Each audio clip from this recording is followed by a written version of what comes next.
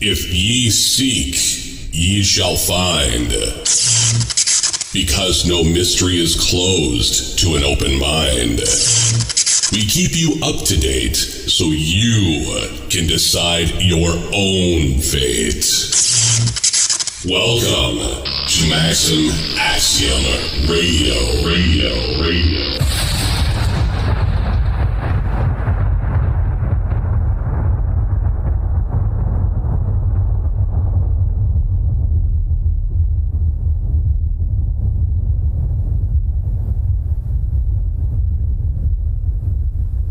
Hello everyone, welcome to Maxim Axiom Radio. I'm your host, Roger Sylver.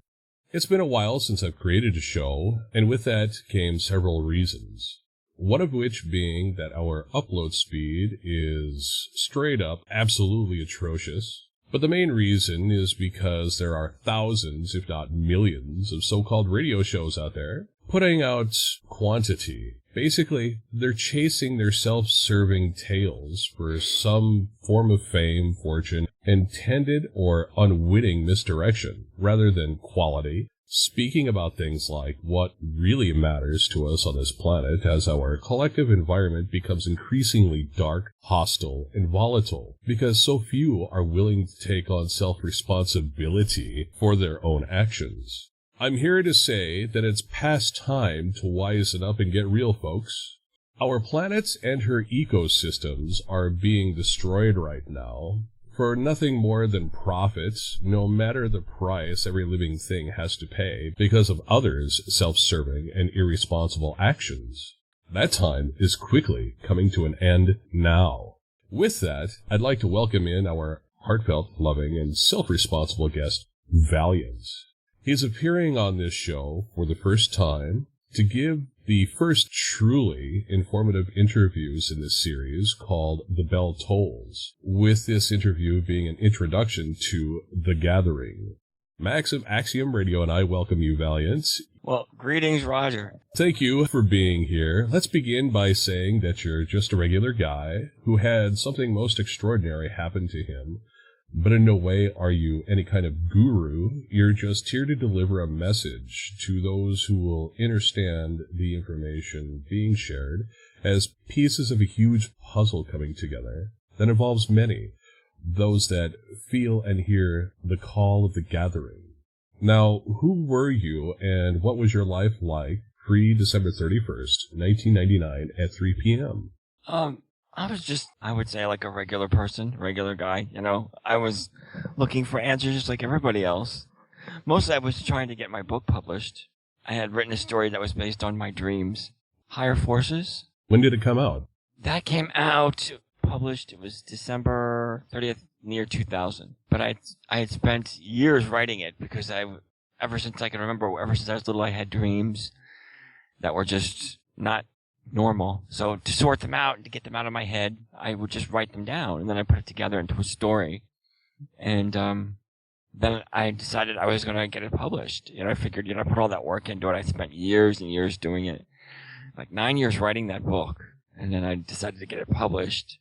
I went on that journey, and that was because, and what I found was that you just can't follow any traditional path in getting that done because the publishing world is nuts. Yeah, it is. It's infiltrated, just like, should I say Hollyweird these days, the art scene, multimedia, it's all being infiltrated by the dark ones, unfortunately.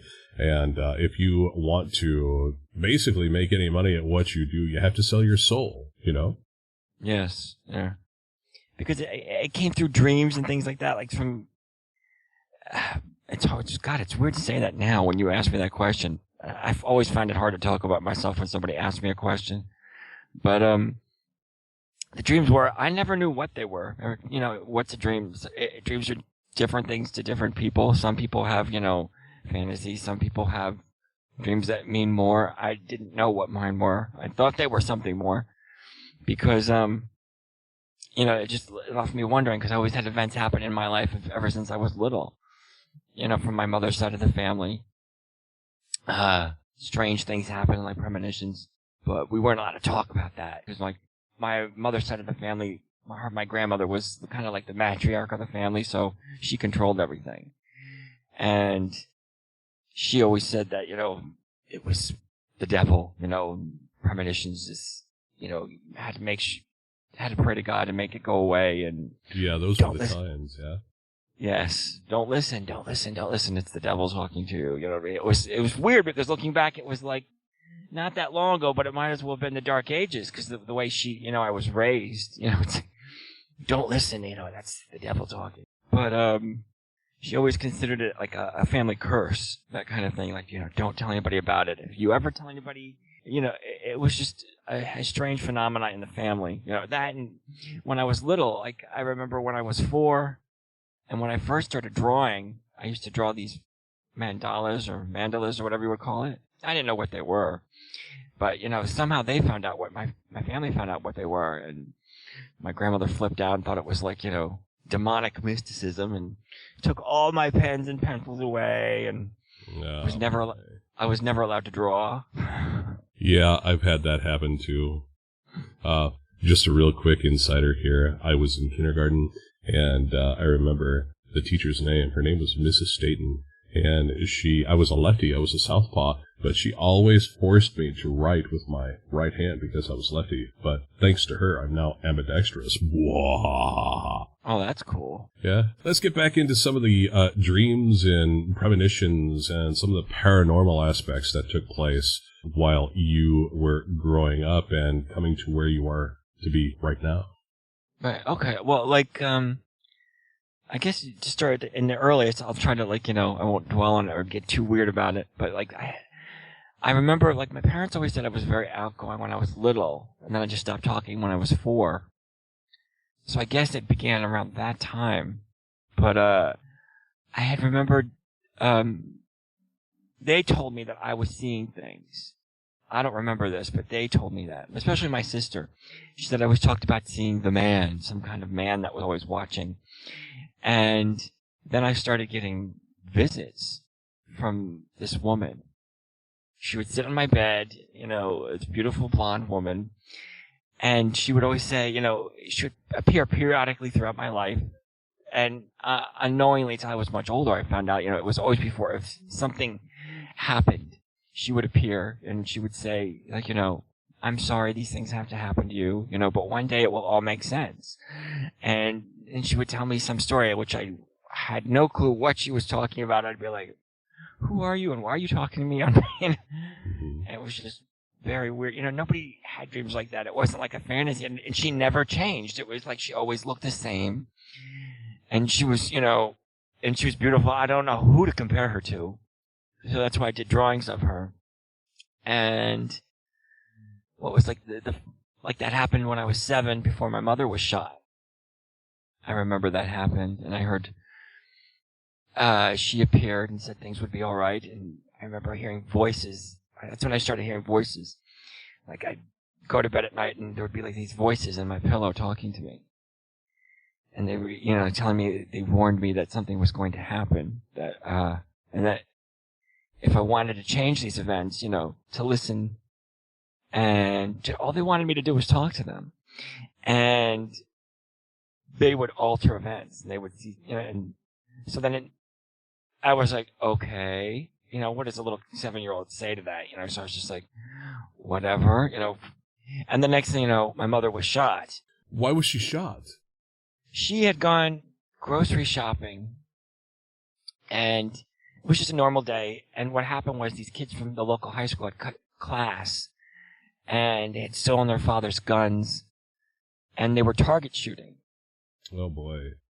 And they were target shooting, like stupid kids would do. A van that was right across a highway, and she just happened to drive by as they were shooting at this van, and her car caught the bullet. Oh boy, where did it catch her, the bullet? It caught the side car door, and I remember because it was in all the local papers and stuff like that, how like juvenile delinquents can be. Yeah. But it hit her arm. She said that that day she had kept her arm on the armrest of the door. Mm-hmm. And I guess because of her height and the way her arm was positioned, her arm caught the bullet in the elbow. But if her elbow hadn't been there, it would have hit her in the heart. So for some reason, she said that day she had her arm there, so it blocked her from, Yeah, it blocked her from being taken out. Right, exactly. And that was always something strange that thought, they always thought was like, wow, it's a good thing that you did that, or it would have hit you like right there. And that's when I was just like, oh my God, Yeah. I never told them about that, but that the voices had warned me about this, and this woman had warned me about this. I got to interject here really quick because I don't know if I told you. I think I might have in the discussions we've had off air, but my genetic father, whom I don't speak to anymore, but he told me a story of when we lived in downtown Milwaukee when I was a baby, that there were gang members out shooting at each other back then, and one of the guns went off very close to the house, but I guess a bullet went through the wall above my crib upstairs, and he ran upstairs right away to find out what the hell was going on. And it turns out that if I would have been standing up in my crib at that particular place and time, the bullet would have went right through my skull. Oh my God. Yeah, so talk about being marked for death, eh? Yeah. Anyway, go ahead, please continue. No, that's another eerie coincidence, I think.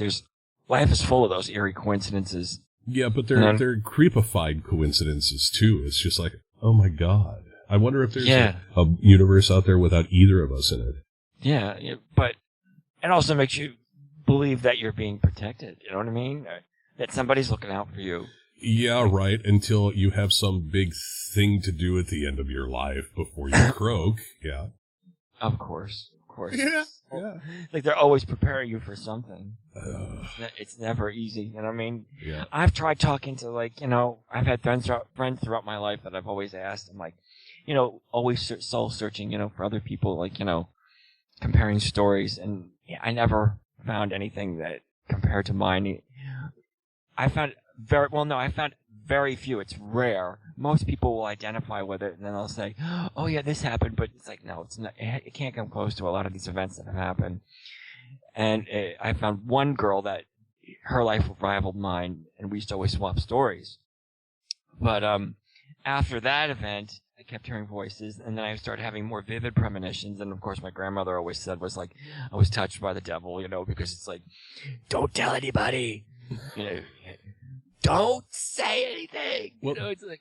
Well, did your mother have these gifts too? Is that the reason why she was trying to tell you not to? Yeah, she didn't. Okay. My mother didn't have it at all. That's why my grandmother was like, it was her worst fear in respect, because my mother and my uncle didn't have it.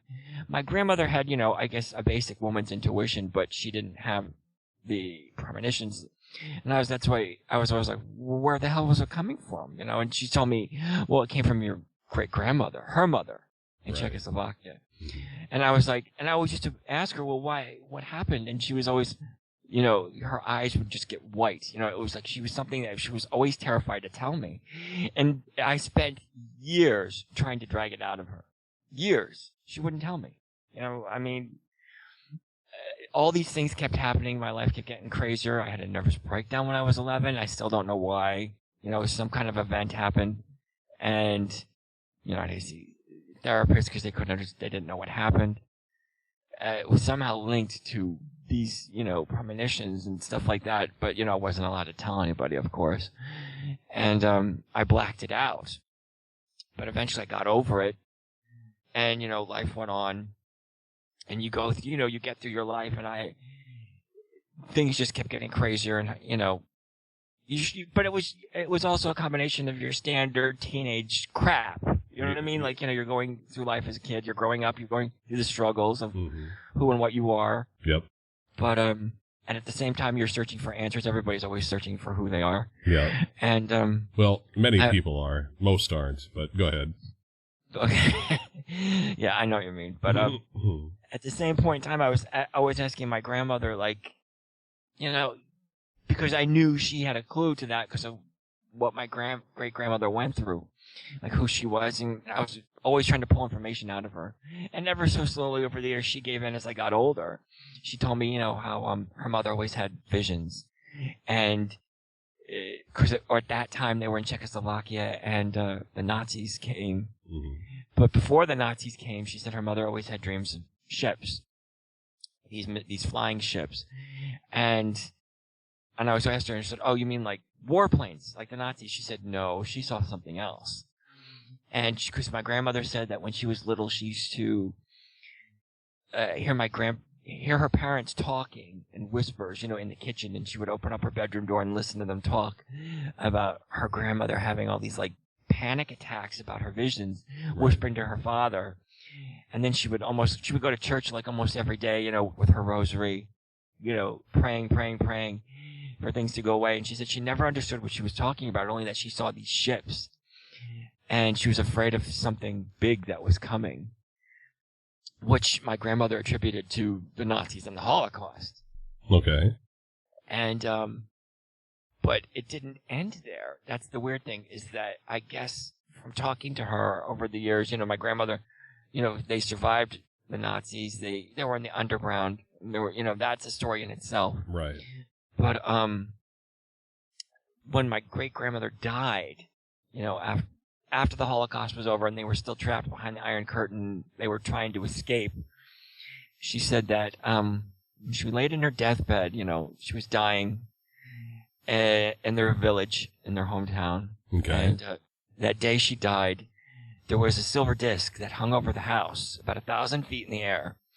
Because she said they were in the house. Her and her sister were in the house with her mother, and her mother she was like mumbling. She kept saying all these words, and I kept saying, "Well, what was she talking about?" And she was always like, she wouldn't tell me.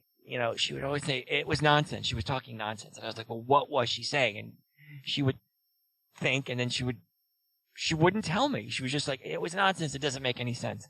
And I'm like, "Well, why don't you let me decide?" And she wouldn't tell me. She goes, "It's nonsense. It doesn't make sense." But the people outside, the whole street, basically that whole area of town had seen this disc hovering over the house the day she died. And They were all out, and they all came out of their houses, and they were like pointing and coming up to the door going like, do you see what's over your house? You know what I mean? It's like, and they were all like, it was like a scene out of a movie where they were all staring, at this thing. And it was hovering over their house the whole day she died, as she lay mumbling in her bed. And my grandmother didn't know what to make of it. Because at that time, I think, they didn't know what UFOs were. I mean, it was like the early 50s? To them, it was like, they didn't know what flying saucers were, Yeah, right. But there's that whole other echelon of the Nazis having a secret base in Antarctica, and the flying ships that they created, like the Nazi Bell or whatever that was. They were the harbingers of anti-gravity craft, really, in this particular paradigm. Okay. So there was a lot going on back then that the U.S. kept top secret that the Nazis were doing, and that's another whole ball of wax. But go ahead and continue, please. Oh no! But like it hovered over all I know is it hovered over the house the whole day, and not until she let out her last breath.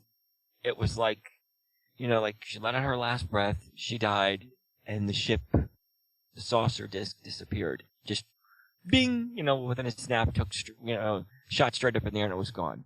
Wow. So my grandmother was always like, telling me that her mother went crazy because of all these visions and everything. She was laying in her deathbed and she had gone insane, because mumbling nonsense. And they took her. And I was like, who took her? And she's like, these people that she was always talking about. And she said, so if you don't want this to happen to you, pray to God to make it go away. And I was always like, that's quite a thing to state, to tell me, and I'm just like, and so like when she told me that, it was like you kind of live in fear. I was afraid of aliens growing up. I wasn't into aliens. Like that movie Close Encounters used to freak me out. Oh, I love I love that movie. I mean, now, I liked it. It's a cool movie when you're old enough and understood. But when I was growing up, that movie terrified me. Well, yeah. Because like ever since I was little, I can remember it was like I was always afraid of being taken like that. I mean, and then I was having these visits by this woman, throughout whenever like these weird, awful, tragic things would happen in my life, and I didn't know what. I mean, she looked like a regular person. I didn't think she would be an alien, Right. Well, You know what I mean? you said that in your notes here that the last time you saw her was when you were 18. When did you start seeing her? When I was about 4 or 5. Okay. It was right. I remember it was Christmas time. I know this is going to sound completely stupid, but I remember it was like around Christmas, and I thought Santa Claus was coming. Because I remember hearing like sleigh bells on the roof. Really? Yeah, and it was like it was really surreal because I remember it was so real, and it was as a little kid because we didn't celebrate Christmas when we were little. Right. And I remember thinking it was Santa Claus, and because I heard sleigh bells on the roof, and I even ran and told my sister this, in the middle of the night, little kid, and nothing happened, of course, and you go to bed and you fall asleep, and then I remember there's this woman sitting on the bed, and I was just like, "You're not Santa Claus." Yeah. Did you actually say that to her? I think so. I remember I was like, "You're not Santa Claus." What did she say? And she just like smiled, and she was just like, yeah, she goes, everything's going to be okay. She was always very mysterious. She just would smile. She had this great smile. It was just, you could look at her face, and I remember it was magical. It was very soothing. It was like a mother's face, very loving, but she was beautiful. Yeah. And she'd always just be like, it's going to be okay. I'm just here to tell you it's going to be okay. And I was just like, what's going to be okay? I was like a little sarcastic kid going like, okay, what's going to be okay?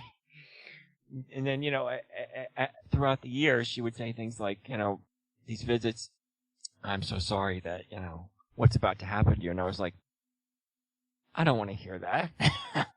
What's about to happen? And she goes, but, I'm here to tell you it's going to be all right. You're going to get through it. It has a meaning, like, it's happening for a reason, and one day it'll make sense. And I was just like, I don't want to hear those words. It's like, who wants to hear something bad's going to happen? You're not telling me what it is, but it's going to be okay. Yeah, see, right there is there are very few, even today, who are taking on self-responsibility for their own actions. Now, coupled with that, someone doesn't want to be told that, well, you know what? You got some stuff coming up that you got to get ready for. Whether you're ready for it or not, it's going to take place. And that requires people to be responsible for their own actions. And a lot of people would rather run and hide in a closet somewhere than be responsible for what they do. They'd rather project and blame others, right? So, and it's just even today, it's crazy. Family, supposed friends, there's a huge splitting taking place right now. We can get into that later on down the road. But it's like the people who are coming from their hearts and they're conscious about what they do, the intent behind what they do, all right, are being separated from those who are just straight up trolls and couldn't give 1 ounce of any kind of respect or care or respect to the people around them because they haven't bothered working on themselves, making their dark and their light whole, kind of like the fluffy love and lighters, if you will. They really get on my nerves, in all honesty, because they're trying to push away the darkness that is them, that's within them, right? And just glom onto the positive. And oh yeah, I've had my experience with those. Oh yeah.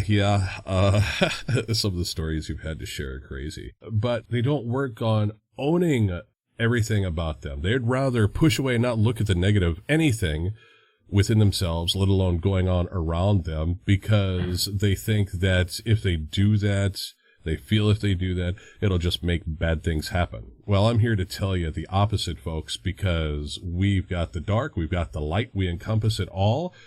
We have to bring it together to become the change we wish to see, basically. We need to own our light, we need to own our dark, and come together as a whole being, I guess. Yeah, it's late at night, and I'm kind of stuttering, but go ahead. No, I understand what you're saying. I was getting to that, too. I was like, no, I'm totally lost. Oh, sorry. No, it's about, the trials and tribulations you're being warned about. And oh, yeah. Yeah. But I always had those, but then I always had mysterious visits. I didn't, it wasn't just her. Then when I became a teenager, it was like, I was being visited constantly by, I mean, I'd wake up and a lot of times I started being visited by medicine men. Like I'd wake up and there'd be medicine men sitting on my bed. You know what I mean? They'd be talking to me in these Native American languages. Okay. And like at this one point there was like 20 of them. They had taken me, and I had a dream where they took me somewhere, and I was standing at like, it was like the table. They were all around this table, and they were like arguing, and I don't know what they were saying, because they were talking in Native American, and the one at the head of the table kept pointing at me like he was saying like I had to do something, and I kept seeing him repeatedly, and then he kept saying. I later found out from a Native American Blackfoot Indians that they said he was telling me in his language that you have the power to do it, so you have to do this. And I was just like, I had no idea what he was talking about. Wow. How old were you when that dream took place? That was like 16. Wow. Yeah, he told that, and I saw him several times. And many times I used to wake up and there would be like people standing around my bed, you know, like apparitions watching me sleep. And I'd be like, and then they would disappear. And I was like, what the heck is going on? Yeah. And I was completely lost. And then like at 18, the blonde woman, that was the last time I saw her, she was very pregnant. That's when I was like, that's when I started to realize who and what she was. I started putting the pieces together because I kept asking my grandmother throughout the years, you know, about I tried to get as much information from her about my great-grandmother as possible. Right.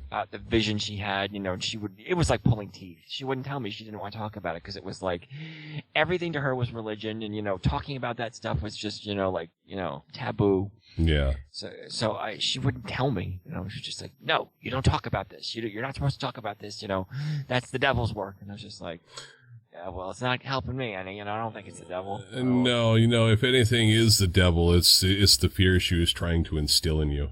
Yeah, it's that ignorance. Yeah, that was Precisely. The evil right there. Yeah. Mm-hmm. It's like not understanding it, not figuring out what was going on. Right. But the last time I saw this woman, the blonde woman, and I never told this to anybody in all this time, that's one of the reasons why I'm glad I get to do this interview, because I never got the chance to tell people, you know, and all the years that I've been doing the posts, that, you know, I had reasons for doing it, you know. Right. And I kept things secret, you know. I don't always let everything out, because, you know, it's not always, everything's not always to share. Right. But I had seen this. Go ahead. I had seen this woman, and she was pregnant. She was very, very pregnant. Very pregnant. That's funny. I mean, you know, like really, like, you know, like out to there, like, you know, like it's like, holy cow! I remember when I saw her, I was like, "You're pregnant," and she's just like, "Yeah, you know, we get pregnant too," you know, and I'm just like, "What do you mean we get pregnant?" You know, and I was like, "Huh?" And she just would smile, and she's just, you know, that's when she started explaining that, you know, she wasn't from here, and I was just like, "Okay." And she said that that's what she was coming to tell me, is that she was going home, and that, you know, her people, when they have a child, it's very special, and they devote their lives to it. You know, it's not like here, you know, they spend years and years with, you know, everybody gets involved in raising their children, and yeah, and it's like a cherished event. And so I wouldn't see her again for a long, long time, but I would see her again, and I was just like, she's trying to tell me that she's not from this planet. You know what I mean? I'm just like, yeah, right. I'm dreaming about an alien pregnant woman, and I'm just like, okay. You know, I'm just like, I've never heard of that before. I'm like, somebody's going to be like, you're having weird fantasies. I'm like, this was never a fantasy. There was nothing erotic about it. It was always, you know, like a guiding voice. Like, she was like a motherly kind of influence. It was never tainted with anything like that. You know what I mean? Yeah. But, you know, to tell that to somebody, nobody believed me, so I never said. Yeah. You know, so I kept that a secret. I was like, that she was pregnant. Because it was like, I just had so many questions. It just blew up in my mind. You know, I was like, oh my God. But then she told me that somebody would take her place. You know, like, I would soon be visited by somebody who would, I guess, like, since she was a guide, that would continue her role as a guide Mm-hmm. to help usher me through things. Right. And I was just like, okay. Just like, this is getting bigger. I don't understand why you're coming to me. Why are you talking to me? Why are you telling me these things? Yep. But she just said, it'll make sense. One day it'll make sense. Yeah, well, I'm still waiting. But, Well, maybe we can figure that out together. The visits continued, and then that's what I wanted to get to. I'll just wrap that up right there. Is why, I started. It ultimately got up to the bell tolls because I started the posts on RMN News, and everybody, and I guess they think I came out of nowhere.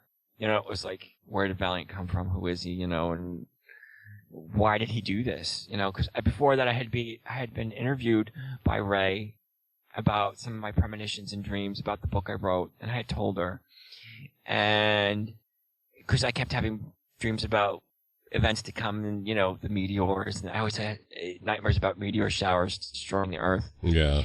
And we kept having those meteor events, and but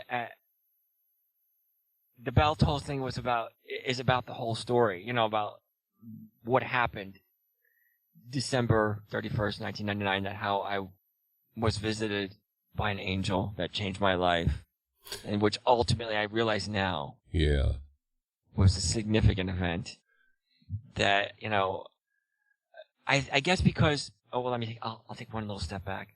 After the blonde woman left, when she said she went home, I had that dream, which I talked about in the Bell Tolls, about the Great Hall. Yeah, the Great Hall, yeah. Mm-hmm. I had the dream where I was in my early 20s.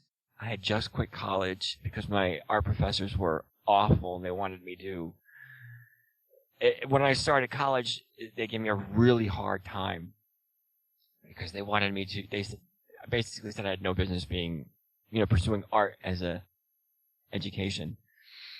They were just like, "Why are you here?" You know what I mean? Because they didn't realize at that time I was going through so many family crises. I didn't want to be in college. Right. You know what I mean? So it was hard to do the work. And they're like, "Do your assignment," and I'm just like, it's hard to do that when you're having all these things, family problems. And they're like, "That's not the real world. The real world is you have family problems and you just get through it." And I'm just like, that is bull. That is such a lie. People tell you go to college and, it's about growing up and becoming who you are. College it's such a lie. You know what I mean? It's not about growing up. It's the 13th grade. You know what I mean? It's like, it's just high school. One step beyond high school. It doesn't mean anything. You have to have a college degree to become something. Well, no. I know plenty of college graduates who work at Walmart and work at the gas station. You know what I mean? And flip burgers, yeah. Right, and flip burgers. And I know plenty of people who never went to college who are millionaires. Right, exactly. Yeah. So it's not about getting a college degree. And I learned that over the years by people I've met. It's like, so don't listen. You know what I mean? It's about becoming a whole person. Now, college, you go there and you learn, they tell you what to do and do it their way. You know what I mean? And then you get a degree and you're like, what do you do with it? They don't give you a job. You have to go out and find a job on your own. Right. They give you the book smarts, but they don't give you the actual life experience. Right, exactly. You have to go out and get that on your own. And then you have to compete with, millions of other kids who've got the same degree in their hand. Precisely. And it's like, it's a joke. But my art professor was like, they gave me a really hard time. So I remember I just, dug down deep and I gave them my best work and I shut them up. And, their jaws dropped. That's the best way to do it, though. Yeah, and I remember they were just stunned.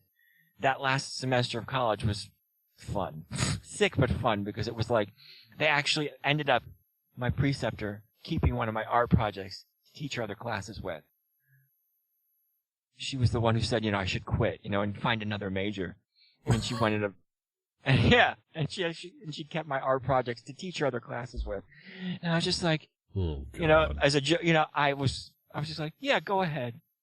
Those people kind of piss me off the worst, really. They talk all sorts of smack about you behind your back to your face, and then when they see you actually have some sort of talent, then they're the first to kiss your ass, right? Yeah, and it was ugly. It was just, and I was just like, I'm done. I'm not doing this. So I quit college, And I basically, I was kind of like looking at, figuring out what I was going to do. I had no idea, because I was like, I saw drawing was just a hobby at that point. So I drew, whenever I was frustrated, I think like most people do. And I didn't know where it was going. But I remember after I quit, I had the dream about the Great Hall. I dreamt about one night I went to sleep and this redheaded woman, led me through a garden into a place with a crowd full of people. And then, to impart some kind of mysterious message. For years, I couldn't recall it.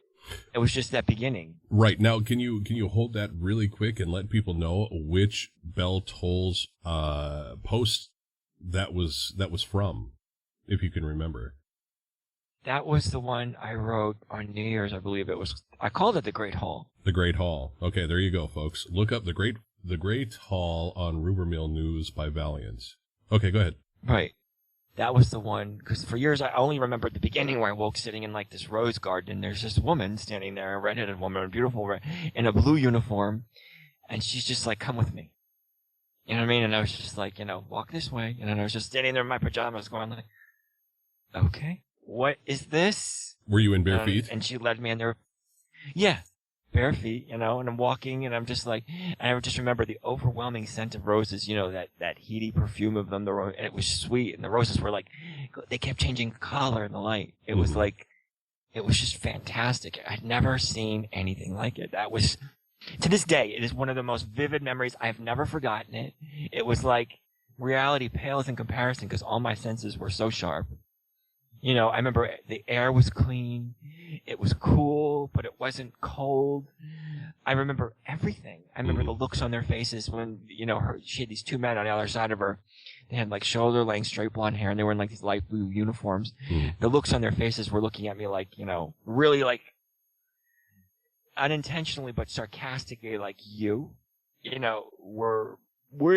here and we're bringing you to this. And they're like, all right, whatever. But they didn't speak. It was just all in their face. Well, that sounds like even people from other worlds have ego problems too, if you ask me. Yeah. But she knew, and she was very kind, and she was very look at me, like, don't look at them, look at me, and just walk with me. And then I walked out, and and I'd seen this landscape unlike I'd ever seen before, about the city carved into mountains. And it was just like, it was one with the mountains. It's like the mountains made the city made the mountains. Whoever built this, it was like fantastic. It was just, I will never forget it. I just, I've never seen anything like it. I couldn't even draw it if I tried. I've often thought maybe I should try, and I'm just like, because, nature was woven in perfectly with the buildings. There were trees in between. It was like everything was in such harmony. It was perfect. It's like I wrote in that story, if eternity had, contrived and built a city to last forever, that was to embody, the perfect balance of nature and man, this was it. Yeah. And I remember she led me, down this path that was like a road over a little bridge, and the water was like so clear. And then there was this crowd of people standing out in front of this building. It looked like the Capitol, the Washington, D.C. And everybody was in their pajamas. And I was just like, what is going on? It was like a crowd of people. It was like about 150 of them. And they were all like from here. And I remember because I remember this one guy was like, he was in a t-shirt and boxers, and he was just like looking at the sky like, oh my God, because it was like the Aurora Borealis. And there were no stars, but it was just the light, like the way it cascaded across the sky. It was amazing. And I remember this little old woman clapping like, angels have brought us to heaven. It's like, and she's just like, we're in heaven, we're in heaven, we're in heaven. And he's looking at her going like, I don't think this is heaven. I don't think this is heaven. And I remember he looked at me like, you're awfully young to be here. Because most of the crowd, it was like, they ranged anywhere in age from 16 or 18 to 60. Okay. And most of the crowd was older. They were like, and I would say, at least 60%. There were very few that I saw that were like in my age group, maybe like 20% of the crowd. Okay. So I felt really out of place, but everybody was really nice. Everybody just kept staring, looking every which way. And then they let us into the building, and at that point, the dream stopped. And I could never remember what happened after that. All I remember is next thing you know, she's walking me back to the garden where the roses were where I came. And she had told me that, she'd pull me to the side so that her guards couldn't, her escorts couldn't hear. And she's like, look, I want to tell you something. And you're going to remember this when you wake up. And I'm like, I'm asleep. I'm sleeping. That was the first thing I said was. And she's just like, yeah. She goes, you're going to remember this. She goes, everything that you imagine, it's important that you remember this. Nothing is imagined. Somehow, in some way, it does exist. It's important that you remember this. And I was just like, I just remember my head was spinning. I'm like, what? I'm like, what? And she's just, you're going to remember this. You will. And I'm just like, you mean like monsters and stuff? Like, like what? Like unicorns exist? Like, like werewolves exist? And she's like, yes. Somewhere, somehow, they do exist. And you need to know that. Yeah. She goes, and you attract, and not only that, but you draw it to you. And I was just, I was just like, what? I'm tripping out here. Oh boy. I am like tripping out here. And that was what she said. She goes, and she just kept saying, you'll remember that. Trust me, you will remember that much when you wake up. And so the rest of it was a mystery. But I'd woken up and I remembered that, and it was like, and I wrote it down. And in a dream journal, and I'd read it like over and over for years. It was a huge inspiration. And I was always like, what the heck? Weird things were happening. Cause then I had to find a job, cause you have these dreams and yet you have reality you have to deal with. You have to find a job. You have to do this. You have to, figure out your path in the real world. So everything was in major conflict. Mm-hmm. And, then every once in a while I'd have another dream, because at one point I was having such a hard time finding work that I had to give up the artwork completely. And then I had a dream where because I was in a supermarket, because I was always having a issue with my weight, so I was always dieting and exercising, so I was always dreaming about food. Typically I was not always having premonitions. I was dreaming about food. So I dreamt I was in a supermarket, shopping for all this junk food and eating it. Like I was tearing open these bags of Doritos and I was eating it in the supermarket. Yeah. And I was like, those were my fantasy dreams, And in this one dream, and this is another signature that I always knew it was more than a dream. Everything froze. Mm-hmm. It's like I'm standing there and like all of a sudden the people. The sounds disappeared, the people froze, and I'm looking around going like, oh crap. Something's not right, something's gonna happen. So, and I'm just like, and then I see this woman standing there, and she's the only one moving, and she's staring at me, and she walks up to me, here I am with a mouthful of Doritos, and I'm like, oh, what? And she comes up to me, and she's just like, it is such an honor to meet you. And I was just like, what are you talking about? I'm like, I'll pay for the Doritos. You know what I mean? And she's just like, no. And I remember she was wearing a disguise that she looked like Diana Prince from Wonder Woman. She had these big glasses and like a wig with a bun. And I'm like, it was so obvious. I'm like, you're wearing a wig. I can see that. And I'm like, what are you talking about? And she just kept saying, you are going to do great things. And I was just like, are you kidding? You got the wrong person. Mm-hmm. I'm like, mouthful of Doritos. And I remember, and I'm just kind of, it's like falling out of my face. And she started talking about this artwork that I was going to do. And I was like, I'm not painting anymore. I stopped doing that. And she's just like, no, you're going to paint again. And I was just like, I don't see how. How's that going to happen? I have to look for a job. I have to do this. And, she's just like, you will. Mm-hmm. I was just going to say, you will. So. Yeah. And she's just like, no, you will. And then she started naming paintings. And I was just like, and she kept going on and on and on and about this painting and that painting and this. And I was just like, yeah, you got the wrong person. I think I'm glad, it's nice to talk to you, but, I don't see that happening, anytime soon. I'm like, I got this going on, I have that going on. How am I going to do that? And she's just like, you will. And I'm just like, right, okay. I'm eating too many Doritos. In your dreams, too. And I'm just like, what is this? And then I woke up from that dream and I was haunted because the way she kept going, because the last thing she said to me was, before she turned to leave, was, she said, 1,000 years from now, your artwork, they'll still be talking about it. It will be the first to go off-world. And I was just like, what? She goes, it will be the first to go off-world. They will appreciate it. Trust me. They'll be talking about it for 1,000 years. And I was like, that was some closing statement. You know what I mean? I was like, yeah. And I was, because it really, got my gears going, and then I started to paint again, because I was like, within about a month, because I was haunted by that dream, and then I started to paint again, and I was just like, whoa, and it was really coming back. At the same point in time, I was writing about these other dreams I was having about these people. Ever since the Great Hall dream, I kept dreaming, and even younger, I kept dreaming about these people my whole life. You know what I mean? It's like, I didn't know who they were, or what they were, their lives, Like, you wake up and go in the middle of the night to go to the bathroom, and I see somebody else in the mirror, and it wasn't me. It was like some other guy or a girl, and they were, it almost felt like there was a connection, like they were going through something similar to me, but it wasn't.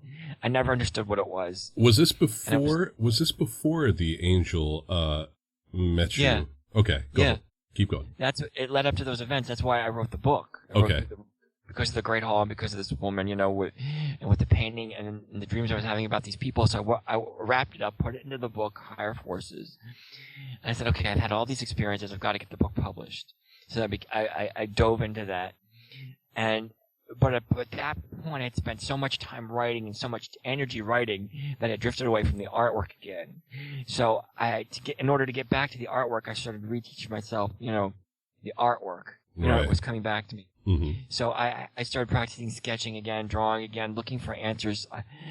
I know this is going to sound weird, but I always looked for answers, I started to look for answers at that point in the artwork. I was like, she said things were going to happen with my artwork. So I was looking for answers in the drawings I was doing and what I was inspired to doing.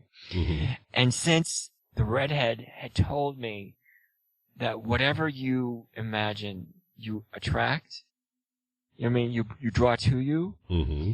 I was like, I wanted to attract the best possible thing. So I became obsessed with drawing angels. Ah. So I was drawing and painting angels constantly. And that was 1999. So I was looking for that answer. And then I was just like, but at that point in time, I was also fried. I was ready to get, I was like ready to, I was done. You're ready to by New Year's it Eve, I was like, I was ready for it to be over. And then I finished the last painting in a series and the last drawing. And I remember, that afternoon, it was New Year's Eve. We were supposed to go to a party that night. I was just not into it. Your friends are like, because they don't care. Mm-hmm. It's a separate life. My friends, for the most part, they're not into this kind of stuff. They're like skeptics, and they're like the real world kind of partiers and stuff like that. So it's a private thing. And I remember I had all these papers scattered all over my floor. And I was, drawing and finished drawing and painting. And I remember this. They were looking up at the clock, and it was 3:00, and then there was this light. It was clear as a bell out, not a cloud in the sky, And around Christmas time, there was Christmas lights everywhere, in New Year's Eve. And all of a sudden, there was this light, and it was so bright, but it didn't hurt to look at it. And there was this. All I can describe is that he was an angel. Okay. And he was huge. His feet went through the floor. His head went through the ceiling. He was huge, magnificent looking. And he came at me, and he put his hand into my head, and he started drawing. It felt like he was drawing pictures, lines, and especially in the shape of a figure 8. And it was just like overwhelming. I remember my head felt like it was going to fall off. He had his head in my hand. It felt like forever. I bet.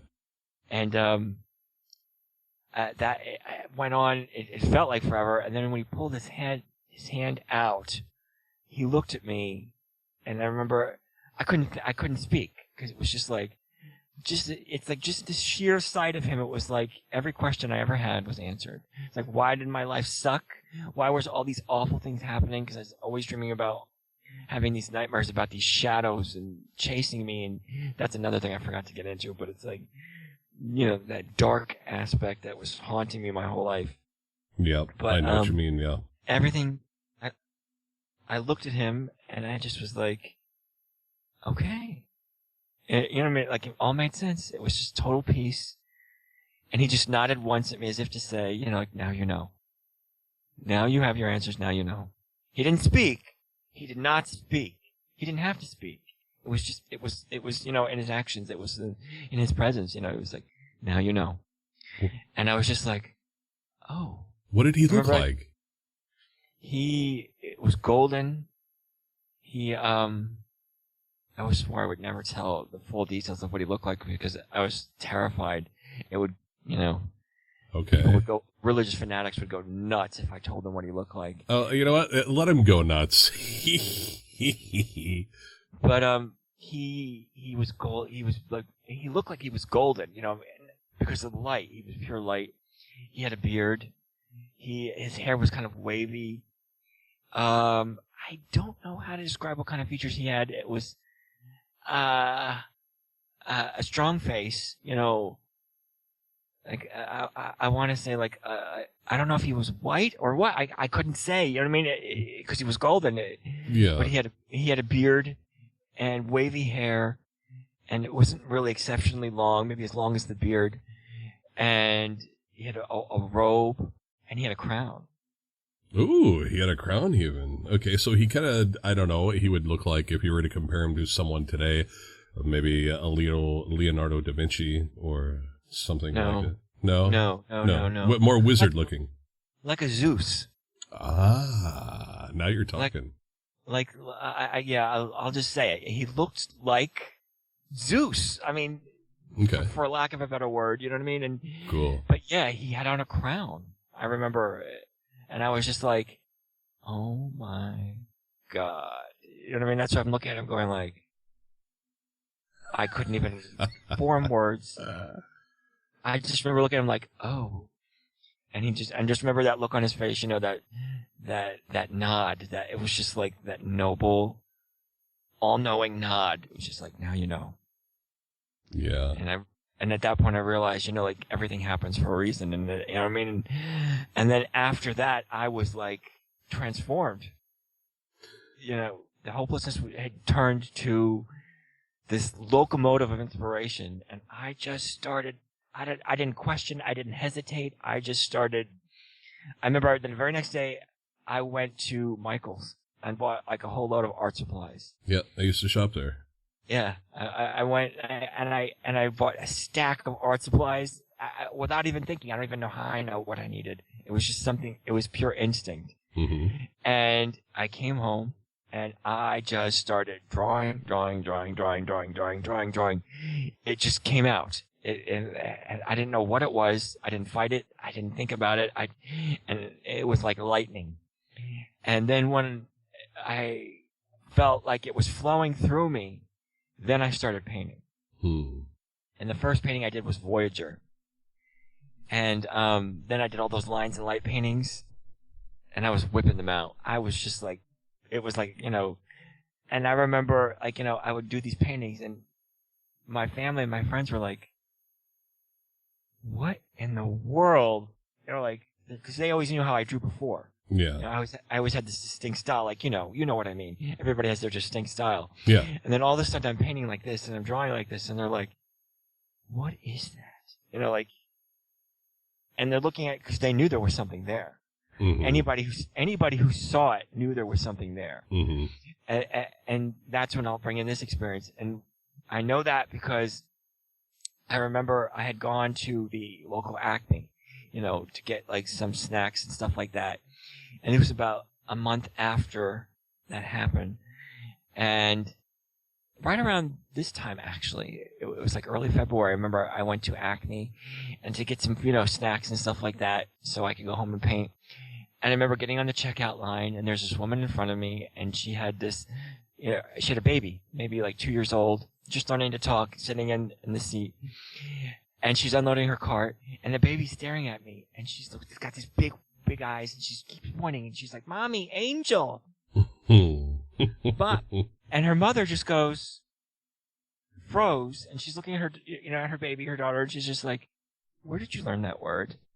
Like, you don't know that word." And the baby just kept saying, "Angel, Angel, Angel," and the baby's pointing to me like all excited, and her mother's looking at me like, the expression on her face was like white. You know what I mean? Yeah. It was like, she's just like, she doesn't know that word. She's just learning to talk. You know what I mean? Right. She doesn't, I've never said that word to her before. And I remember the cashiers watching and the people in line are watching, and I'm just like, kids say funny things, Yeah, but you know what? You got to give the children more, because they have the innocence when they're young. They have that innocence. They have that purity when they're young, and it's beat out of them and brainwashed out of them as they grow older into adults, which turns them into religious, political fanatics, extremists, racist, and it is so damn sad to see what people have turned themselves on this planet into, where we're at today, and I'm gonna quit ranting there, because I could go on and really bitch about it, but I'm not gonna. Not yet. No, I know what you mean. But it kept happening. It wasn't just that one. I mean, everywhere I went, I was scared to leave the house at one point, because it's like, I'd walk through a parking lot, and a mother with her baby, and the baby would go like, "Angel!" And the mother would be like, and I'd be like, "Oh my God. I'm like, what are they seeing?" Yeah. And I'm like, it was freaky. I wasn't ashamed, but I was terrified, because it's like, I didn't know what to say. I didn't know how to explain it. I didn't want to tell anybody. It was like a secret I was keeping. I didn't tell any of my friends or family for weeks. I don't know, maybe even a month or so. And then when I told them, they were like, "Oh my God. This is what happened." They kept wanting to know, like, why I was doing this, why I was cranking out these paintings, why I was cranking out these drawings, and then I told them, and they were just like speechless. Right. And like, some of them were looking at me like, "Yeah, okay," and then some of them were like, "No, I believe you." Right. So go ahead. No, without hesitation, they were just, some believed me, some didn't.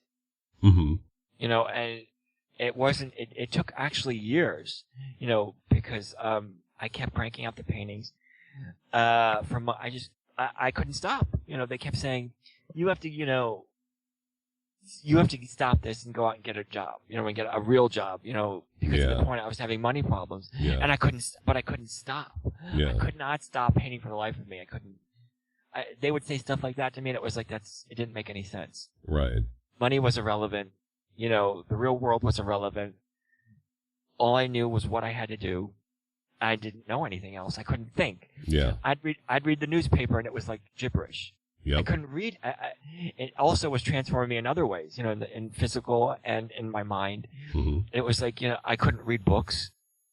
I couldn't read newspaper. I couldn't watch the news. It was like, if something wasn't relevant or didn't make sense, it was like it was a foreign language to me. It had totally reshaped my mind. So, and it was like becoming a new person. You know what I mean? Yeah. And then that's why, and then for months, I was just like possessed, and to the point where it was like I crashed from exhaustion. It was in the fall, and because I painted maybe 60 paintings by that time, and hundreds of drawings, hundreds. And that's when I was drawn to the computer. And that's when I had that experience in the Volatiles about the chat room. Yeah. And a voice kept saying, talk to him. Yeah. And I was just like, talk to who? What? I had never really been into the computer. You know what I mean? It was like, talk to him. So I'd gotten online one night. I was really tired, and I just wanted a break. And then I had surfing for something to do just to clear my mind. And that's when I was led into that astrology chat room, and I had that psychic chat. And that was from the Bell Tolls. What was it called? The Dark Kind? The Dark Kind, yeah. And then from there, I think it progressed into Ghosts. Right. Okay. But, like, that's where I had that dream where I ended up chatting with that guy who was begging for help, and the whole room kept calling him evil and stuff like that. And putting him down. Yeah, and everybody kept saying, he's evil, he's of the dark. And I was just like, what the hell is wrong with you people? They kept talking, peace and love, peace and love, peace and love. And I was just like, yeah. And I was like, what are you talking about? Kept calling themselves light workers. And I'm like, what is a light worker? What are you talking about? And I'm like, because I'd never heard the word before. Right. I honestly I didn't. I was like, huh? Uh-huh. I'm like, well, then why are you calling them all these names? And I'm like, I don't understand. And ultimately, I had initiated a chat with him. And then what happened, I wrote about in the Bell Tolls, that was another secret. Because the Bell Tolls is all the secrets that, behind Valiant. That led me to become Valiant. Yeah. And because that experience was traumatizing. Oh, yeah. When he told me that he was being attacked by something, and I was just like, oh my God, I know exactly what he's talking about. Yep. And, and he's like looking for a psychic and you're reading him and you're sensing him, and I knew everything he was talking about, everything. Yeah. And, he was like, I remember that conversation like it so vividly, and I had suppressed it because it was so upsetting.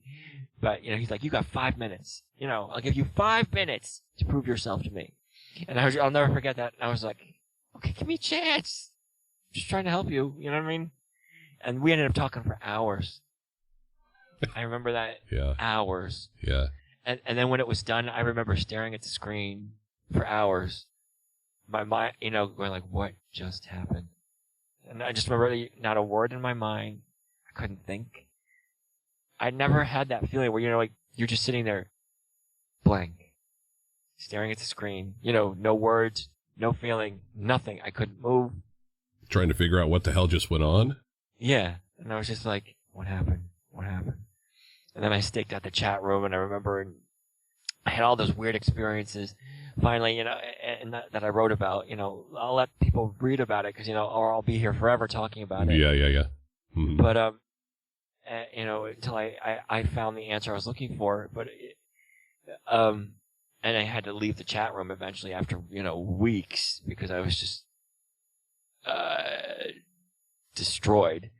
And, at the same point in time, I was also still painting, so it was affecting my artwork at the same time. Yeah. And that's when I told you, I think we had chatted about this one time. I was approached by a guy online, or a chatter online, I should say. It was a guy, but offering me a job. In that same room, yeah. Yeah, in that same room. Well, I had just actually signed off, and I was about to close Messenger, and he sent me a message. Right before I logged off. Can I talk to him? And I was just like, okay. I've seen you around the chat room. And I was like, yeah. So, and he's just like, would you be interested in a job? And I was just like, what kind of job? Like, what are you talking about? And he's just like, he described working for like an organization, for people with abilities. Mm-hmm. And I was just like, what are you talking about? Like, what are you, like one of those light workers? And he's just like, and people are going to hate me for saying this, but I swear to God, this is what happened. But he's just like, there's no such thing as light workers. Mm. And I was like, what are you talking about? They're right there. And he just kept repeating it. There's no such thing as light workers. There's no such thing. And I was just like, they're right there. You know what I mean? They're all over the chat room. And he's just like, and he's like trying to tell me that it was like some kind of experiment. You know what I mean? A psyop, you mean? Like, basically, I guess. Yeah, like a psyop. Some way of they use of, I don't know, what, sorting through people. Yeah. It was some way of like, like sorting them out. Like baiting them, like, I guess. Yeah, like, yeah. Here, be a light worker, and if you take the bait, you know what I mean, then you're not what we're looking for. Right. And that's what he was basically trying to tell me. And I was just like, that's crazy. I mean, I'm like, and he's like, would you be interested in working, with us? And I was just like, no. I have things going on right now. Yeah. I can't commit to something like that. Especially when it's so clandestinely presented to you. You either work with us without any information about what the hell we're about or what we do. You say yes or no right now. If you say no, we'll never contact you again. Right. And he's like, well, just think about my offer. We'll be watching you. And I was just like, oh, great. Because that leads me back to, like, right after the angel, I knew something was up because I kept having dreams of being interrogated. I kept dreaming for months, about black helicopters. Was this around 2012, by the way, the change? No. Okay. This was right after the angel. Okay. Immediately following the angel. That's why I was suspicious of this guy. Okay. I was suspicious of him because right after the angel experience, literally within days, I was dreaming about black helicopters. I was dreaming of being taken to a room full of all these old men. They'd sit me down in this sofa, and this panel of old men were sat, right around me in this semicircle in front of me, interrogating me. Are you aware of what just happened to you? And I was just like, what? Are you aware of what just happened to you? And I'm just like, I know what just happened to me. How do you know what just happened to me? And why do you care? Mm-hmm. You know what I mean? And why are you asking me these questions? You know what I mean? And it was like I was drugged or something. They just kept asking me, and then they were all in these suits. And it was really creepy. It happened for weeks. They just kept asking me over and over and over, what happened to you? What did he do to you? And I was just like, what are you talking about? I refused to cooperate. I refused to answer any of their questions. I'm like, you know what happened to me? You tell me. And they're like, we know what happened to you. We know it was there. We know it happened. Now tell us, what's going on inside of you. And I'm like, I'm not telling you anything. I'm like, this is creepy. You want to ask me a question like this? I'm like, especially in a dream, or when I'm asleep in the middle of the night or whatever this is, I'm like, I'm not telling. I'm like, how the heck do you know what happened? That really, really annoyed me. It's like they're going to come at me like that and interrogate me in the middle of the night. And I'm just like, yep. What is that about? So that's what, I'm sorry, go ahead. They're two-dimensional thinking old men. They pull out the same crap every year, every decade. They've been doing it. Excuse me. They've been doing it for years and pushing these psyops. And, it's always the same old crap. They try to put it in a different box with a different bow, but it's always the same old crap, and it's not really what I want to say. I want to be a little more derogatory and expletive, really. But, of course. but it's a bunch of, what it is. And you mentioned that they didn't want to touch you. As the guards were leading you in, they were putting their hands up, not wanting to touch you. Yeah. Like whenever they came, I had told you that, I forgot, yeah. They were very... I want to say respectful or very leery of touching me. It was always like, guiding me this way. Like, go that way. We're not going to touch you. Just go right there. Sit right there. And it was like they were like almost under orders. Don't do anything to him. Get him. Don't touch him. Mm-hmm. And so I was like, okay. So I knew that they had said that much. Yeah. I got ears, But they were always like, and they always, toward the ends of the interrogations, they ultimately I guess they gave up and they were like saying, just know that we're going to be watching you and we're always going to be watching you no matter what you do. Right. 5 years from now, 10 years from now, 20 years from now, we're going to watch everything you do. Yeah. In the conversations you and I have been having for a little while now, and kind of privately, as private as we can anyway. You told me that they're watching me as well, and you said they were afraid of both of us for the connection we're creating, or we already have, really. Right. Yeah, that's what I felt. Because, you had told me stories that were similar to my own. Like, in all the years, I always hold back some of the details because it's like, yep. I'm not going to throw everything on the table. No. Because it's like, if I tell everything on the table, then everybody's going to be like, yeah, that happened to me too. It's like, I have been inundated with those people for 20 years. It's like, yeah, ever since high school. You know what I mean? It's like, you get those people where it's like, yeah, that happened to me too. I'm like, okay, then finish my sentence. Mm-hmm. Now, what was it about my experiences I've shared with you that you felt they were genuine enough to even pay attention? Because you had that, that element where it was like, you didn't necessarily want it or expect it, and you had told stories that I could identify with. Right on. Okay. Groovy. Thank you. You know what I mean? You know what I mean? Where it's like, you're like, that attitude where you're like, I don't want this. Yeah, precisely. I was never looking for this. You know what I mean? I was never asking for this. I was looking for answers where, about what happened to my great grandmother, and, to find that inner peace about why my grandmother was always saying I was cursed. You know what I mean? I was just trying to find the inner peace. I mean, I just wanted to have a farm somewhere and have horses. I didn't want to be like, it's like, I don't want to be a guru. When people are always like, when I started writing as Valiant, they kept saying, oh, you should build a website. And I was like, no. I don't want a website. I don't want that kind of attention. I'm just doing these messages because I said I would, and that's it. You know what I mean? That's it. I don't want to be a guru. I'm content with, with a quieter life. I mean, I'm just doing it because I promised, and because of events that happened, that unfolded over the years, like the bell tolls. That are going to keep happening, by the way, and we'll get to a lot of that in future broadcasts, really. But I wanted to jump, if we could, to the change in about 2012, unless there are more significant things happening with the black helicopters and things of that sort. Right, okay. Well, all I can say about 2012 is that's when I started the posts. That. In St. Patrick's Day. And that, again, relates to the bell toll story about ghosts.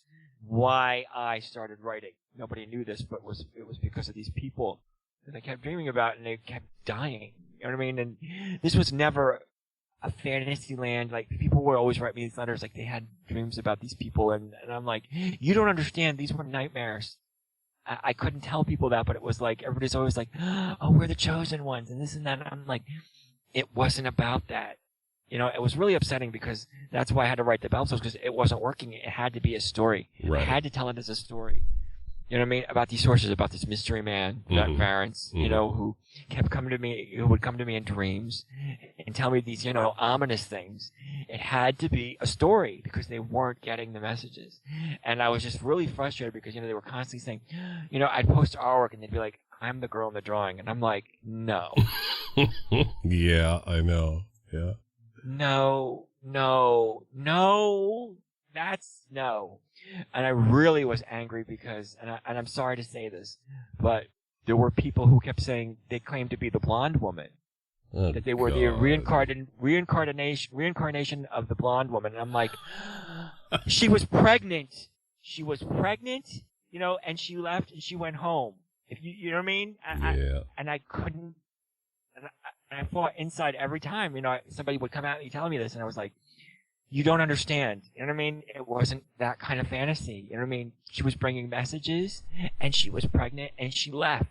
Yeah. You cannot be the reincarnation of her. She's not dead. Right. And I would like to interject really quick here to all those people out there who think that these posts are about you. Chances are they're not. And, all of you out there who try to incorporate yourselves into these writings, I found a lot of myself being reflected back at me, and a lot of things that I went through in my life with the paranormal things taking place, right. Right. But it got to the point, and I need to let folks know this, because it was probably, it was one of your last posts when Rana stepped into the picture and basically blew her top at everybody in your writing. And I felt that force coming out, and like, warrior ass right here. And she's telling everybody to get off their stuffs and start being the change they wish to see and make things happen, right? Right. But it was that had all of your your writings. I was in tune with them. I wouldn't even look online to find out when they were coming out. I'd look at Law, my lady Lahila here, you know her, and I would say he put out another one, and I would go look for it, and within a day before or a day after, boom, there it was. Go ahead. It's funny that you should say that because I want to compliment a lot of. I've gotten wonderful emails too. Okay. From people who said exactly what you said, and that's exactly what I want to hear. Okay. I mean, that's the goal. Who said, I can tell when you're going to post something. I can feel it. You know what I mean? And they say and I can identify with the message, and I'm like, awesome. That's what I want to hear. Exactly. Those are the people that you're trying to reach. Right. Hence the gathering. Right. That's because I was like, that's great. I'm so glad to hear that. And now I have to say really quick as well that we had a happening here, and I'm not going to get into that happening, but we told you and your mother about this happening. Right. And you were both blown away by it because it was the next day after this happening, because I was like, I was always reading your posts going, I wonder when I'm going to connect with this person, because I was feeling a really strong pull. All right. And after we had this little happening here, it was the very next day, all of a sudden, we're receiving a friend request from your mother. Then boom, boom, boom, boom. Everything started happening and falling into place for us communicating. And it took a while for us to get this radio show up and off the ground, folks. It was all the events taking place, and it's like we both agreed that we were going to communicate. We've communicated before, not necessarily in this realm, in this reality. And the thing that tripped me out the most about that conversation was that you piped up and said, right. You said, it's always like we get together toward the end of everything taking place. And I'm like, right. My jaw hit the floor, and I was like, oh my God, here we go. So, folks, this is for you, especially all of you, folks, all of the indigenous folks that are writing to you right now, such as you have many Hopi writing you right now, a couple of in particular. And we're here to say hello from the UK. Folks. Well, I wouldn't say a lot.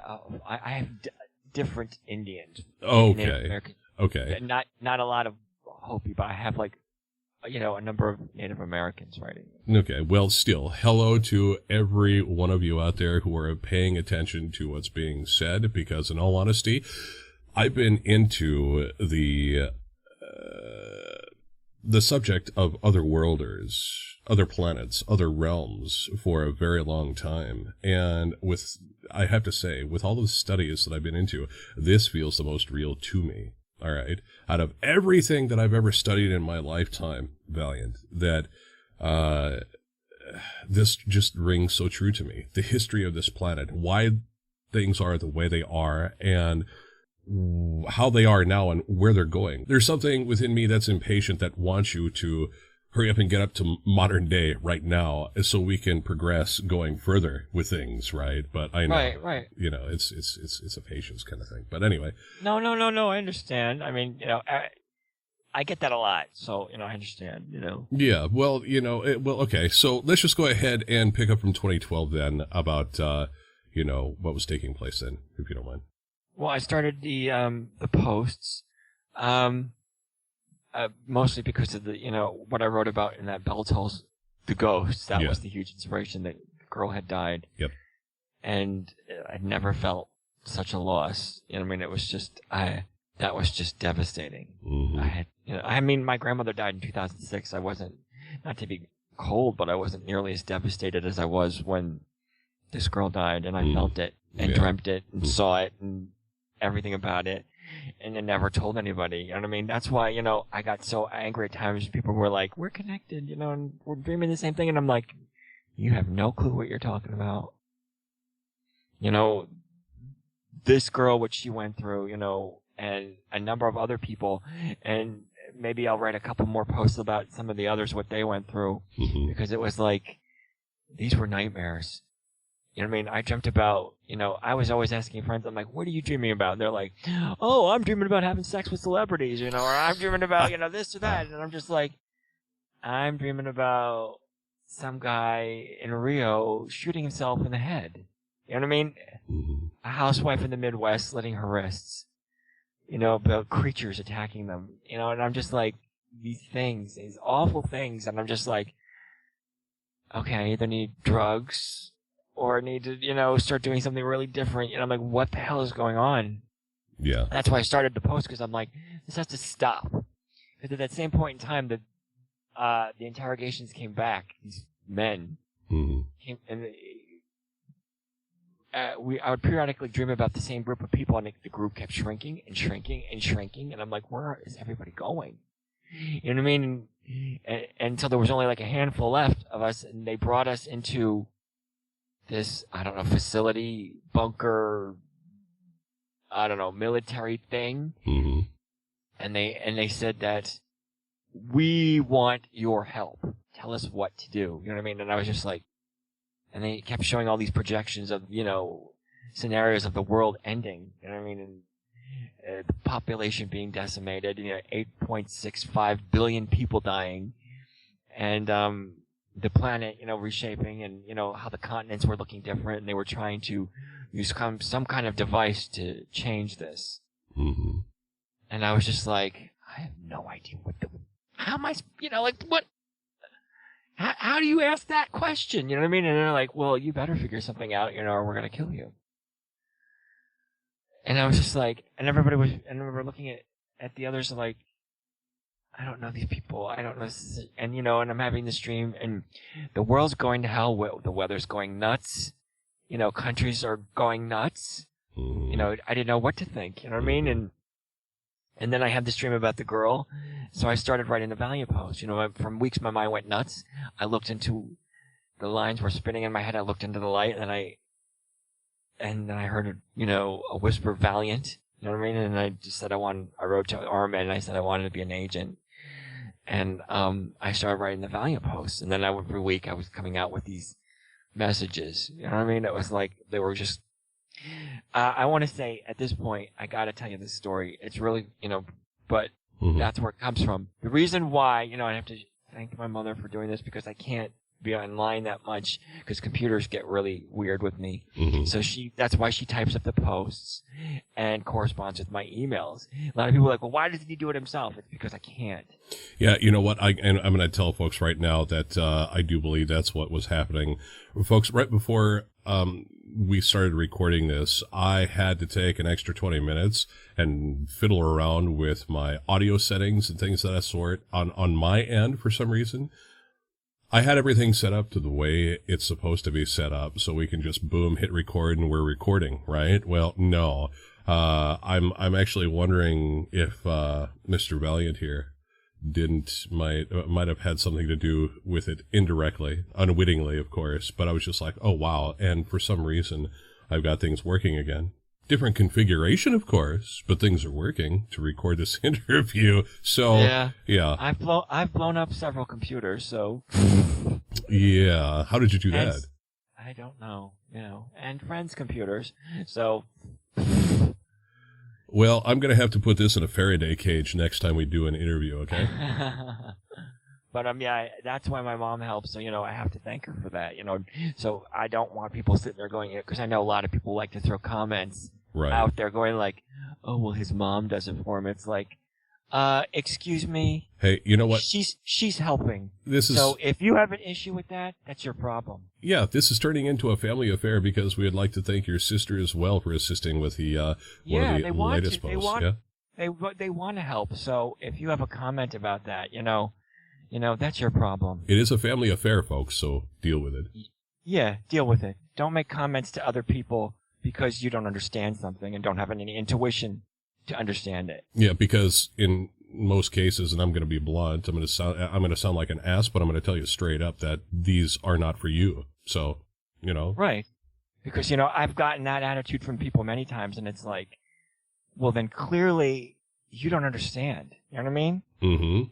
It's not about being a baby or hiding. They're helping. You know what I mean?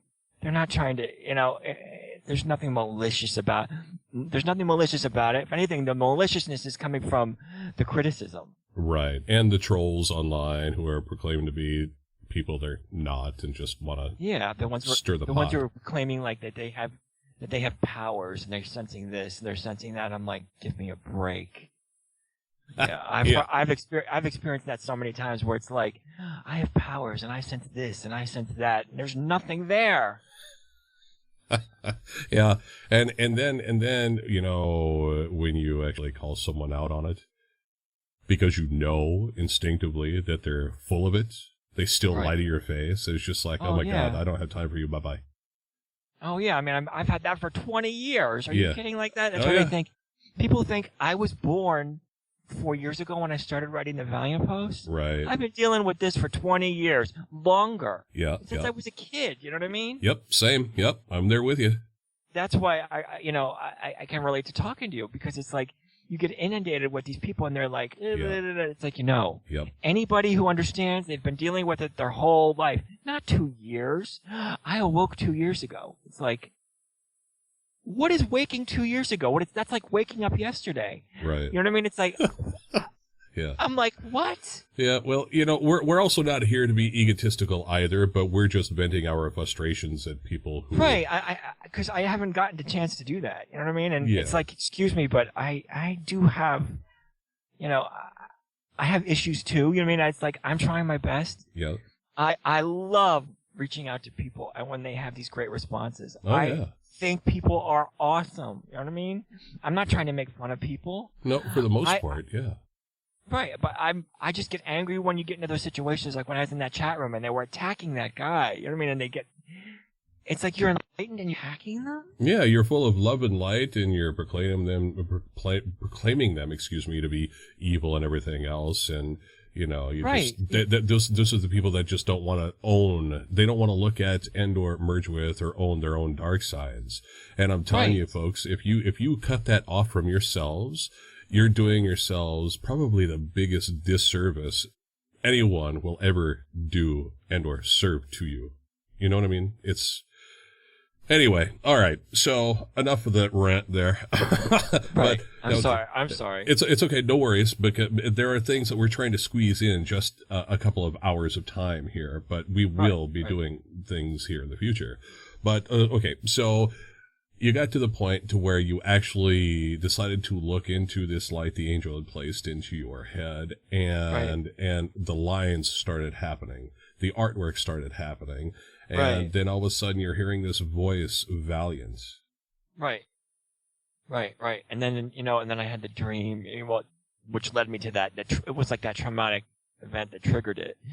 And the little old Asian man, of course, the Ascended Master, that's what I wanted to tell you in brief. I had that dream. Okay. Because I have never told that story to anybody. Okay. See, for years, because I didn't want to reach out to people. I was scared of people, because I'm scared of that reaction, Everybody has their own personal opinions on things, and I respect that. I do. That's why I didn't want to put my opinion out there. Because I know you get attacked, you get criticized. Mm-hmm. I didn't want to be a guru. Mm-hmm. I didn't know what to do with it. You know what I mean? I was afraid to speak. You know what I mean?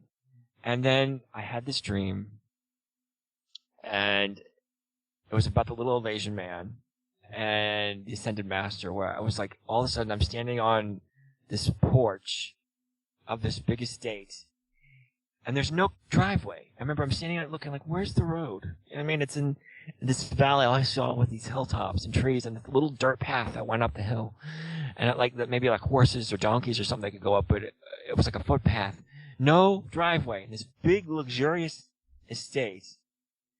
And I'm standing at the front door, and I don't even knock, and all of a sudden the door opens, and there's this young Asian woman, younger than me, like in her early 20s. She's like, the master will see you now. And I was just like, okay.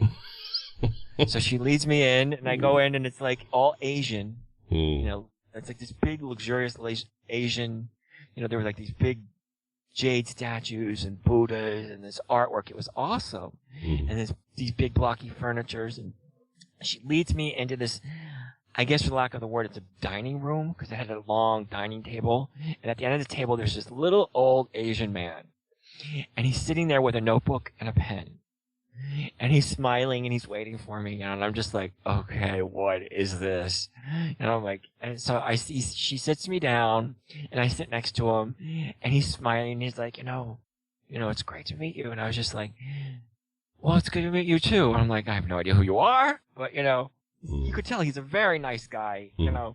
He's like 100,000 years old or whatever, but he's smiling and this light in his eyes, and it was very comforting, to be around. And he's just like, you are spending too much energy, doing the wrong things. And I was just like, what do you mean? Because he knew what I was doing. Because I was always trying to, win the lottery, like, use my intuition, so I could just, buy a big house and disappear. Yeah. And I was getting, fairly good at it, with number picking and stuff like that. I never, could get the jackpot, but I would win money. I would win money. And, he's like, you're using your energy the wrong way. And I was just like, okay. He goes, that's why you're so frustrated. He goes, you have a job to do. You need to do it. And I was just looking at him like, oh, God. Yep, I know exactly what you're saying. I do. And then he opened his notebook and the pen. And this is where the phrase comes from that I've been putting in the, through the mind, through the arm, through the hand, through the fingers, the pen, the ink, it comes. And then you write it down. You don't use a computer, you write it with your hand. This is how you do it. You know what I mean? And he started writing down all these numbers, and he kept talking about, he was like a lesson in numerology he went through with me. Like how numbers work, how you pick numbers, how you sense numbers and how things work. You read nature, you read the weather, you read the date, the time. And this is how you pick numbers. And I was just like, okay, cool, that's fascinating. I suck at math, but it's cool what you're saying, and I'm watching him. And he's like, I'm going to make a deal with you. He goes, I'm going to give you these numbers, and if they come out, you do what I tell you to do. You know what I mean? Like, you do this job. You do what you're supposed to do. And I'm just like, ugh. And I'm just sitting there going, this sucks. And I'm just like, okay, okay. Yeah. So he writes them down on a piece of paper, and actually, I brought the notebook with me of the numbers he gave me. Cool. Folks, we're actually on camera right now, so he can show me this. Unfortunately, you don't get to see it. But yeah, see, he wrote like this. I don't know if you could see the number, but this is like the dream journal that I wrote. He wrote me about how these are female numbers, and these are male numbers. Female numbers 5, 10, 15, 20, 25. And those are the numbers he gave me to play. Okay. And I played them, and they came out. Every single one of them in that order? Yes.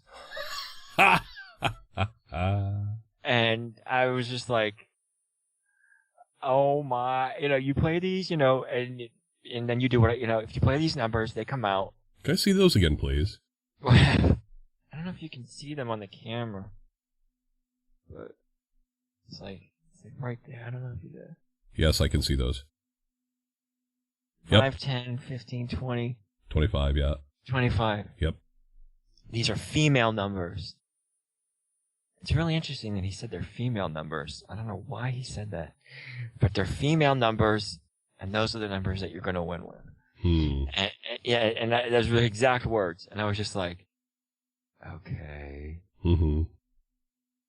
So I didn't win a fortune. I didn't win like millions, but I won a little chunk of money. And I was just like, oh, great. I have to do this, But anyway, after he gave me those numbers, he closed the notebook. And, he says, there was a bowl on the table of dates, like the fruit. And he grabbed a handful of these dates and he goes, now come with me. And I was just like, okay, what are you going to do with those? So his granddaughter, I guess she was, this young Asian woman comes in, and she goes with us back through these big sliding doors out into this like patio type thing. area. It was huge, overlooking this enormous, widespread Asian garden. It was gorgeous. Because I was always into gardening when I was younger. I remember there were these red maples that were like unbelievable. They had to be like ancient. And these koi ponds. And there were these sand gardens, I guess, that were like combed. It was with stones. Zen gardens. Yeah, I guess that's what it is. I'd never seen them before. And all these, meticulously groomed bushes, I guess like a bonsai kind of tree. Yeah. It was just fantastic looking. Mm-hmm. And so he walks down ever so slowly, being 100 years old that he was, out into the garden, and he goes, just wait here, and I'm standing with his granddaughter, and she's watching, and I'm like, what's he doing, and he walks out into the middle of the garden, and these three giant yetis come out of, like, they materialize, like, out of nothing. They come out of the garden, and they walk up to him, and I'm just like, holy crap. Mm-hmm. And I'm looking at these things like, are those what I think they are? And I'm looking at her, and she's just smiling. And I'm like, are those what I think they are? I'm like, those are like Bigfoot, right? That's like Yeti. And she's just like smiling and smiling and smiling. And they come up to him. They could have crushed him. He's standing there like 100, 1,000 years old, and he's like, he's standing there, and these immense creatures come up to him, and they must have been like shoulders like 3.5 feet wide. Mm-hmm. And they were like 8 feet tall, and he's like maybe 5 foot nothing. Mm-hmm. You know what I mean? And towering over him, and they were brown. I remember, and their faces, everything about. I was like crystal clear, and they come right up to him like they're like trained pets, and he holds out his hand ever so fragilely with a date, and very gently they take each one a date from his hand, and he gives one to each of them, and he keeps feeding them, these dates. And I remember they took it so carefully from him. They could have crushed him, and they just took it like it was the most delicate thing. Mm-hmm. And he's feeding them, and I'm watching them feed them, and I'm just like, oh my God. And he just turned and waved with a smile. Mm-hmm. And it was like to say, goodbye, you can go now. And then I woke up. Wow. And I was just like,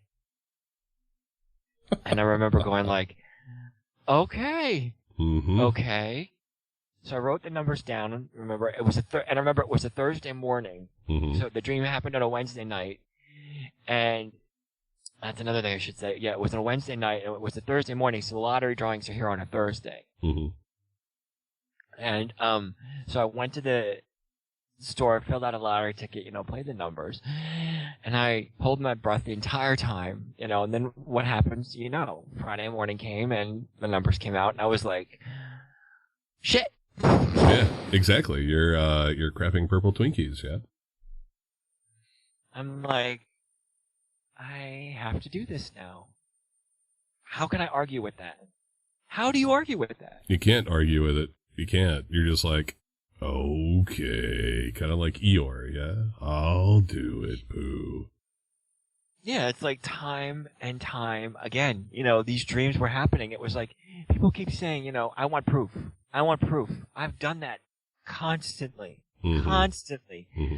I was constantly questioning and doubting. Constantly. Mm-hmm. Did the angel happen? Every time I would tell myself it didn't happen, it was a dream. I'd go out in public, and the baby would be pointing, angel, angel. And I was just like... You can't argue with a baby. Yeah, and every time I had a doubt that something would happen to remind me that it was real. And then I had to do these things. Yeah. So people are always like, I want proof. It's like, I don't need to prove it to you. I got proof to myself. Right. So I'm just going to do what they told me to do. I'm doing these posts. You know what I mean? Mm-hmm. And that's it. If you don't like it, that's fine with me. Yeah. I don't care. That's fine. I understand. Mm-hmm. Have your opinions. You know what I mean? I got my proof. Yeah, exactly. Precisely. Now, in the show to come, I'm going to say we're coming. Well, we're about a minute and 43. No, an hour and 43 minutes. Excuse me, into the show here. I want to ask you more about your artwork, but this is basically an introduction to the gathering. What is all of this coming into? All right, but I would like to get into your drawings and everything like that, because I'm an artist myself, and you've seen my work also. Right. But I would like to get into that maybe in the next show, or if you've got time in this one, we'll just see how it works out. Okay. But the gathering. What is this gathering you're feeling? The time to prepare for changes, to prepare for the gathering. Yeah. Well, that's basically why I started the Bell Tolls, was like, because it's like the other posts weren't working. They just weren't working. You know what I mean? People were like, they were intrigued by these little mystic messages, and that were, to me, nothing. Mm-hmm. To them, they were intrigued by them. To me, it was like, it was very incomplete. You know what I mean? I always felt very incomplete. Like I don't know what I was doing. I was doing it. I don't know if I was doing it right. Mm-hmm. And I was posting artwork with it. And so then I had that revelation, and it largely had to do with the event that went back to the fall of 2000 with, that chat room experience. Yeah. Because every fall I go through that haunting experience Yeah. of that chat room with that guy, what I mean, and what he went through. Mm-hmm. The gunshots, Mm-hmm. the church bells. Yeah. That's why I called it the Bell Tolls. Because I hear that every fall. It's like, a haunting experience.